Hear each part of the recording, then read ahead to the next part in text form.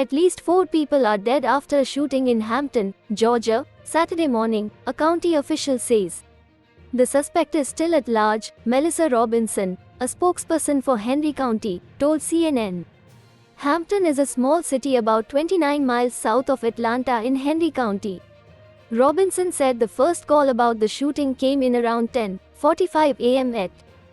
The incident happened in an area close to the Dogwood Lake subdivision, an area that features lakefront homes and a nearby Baptist church. James Turner, Hampton Chief of Police, speaks at a press conference following the shooting. WAM, the Hampton Police Department is leading the investigation with the assistance of the Henry County Police Department, Henry County Sheriff's Department, Henry County Homeland Security and Henry County Crime Scene Unit. A statement on the Henry County government Facebook page reads, "An investigation into the shooting is active and ongoing," according to the Facebook post.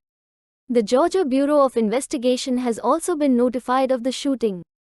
Officials advised the public to avoid the area near the incident.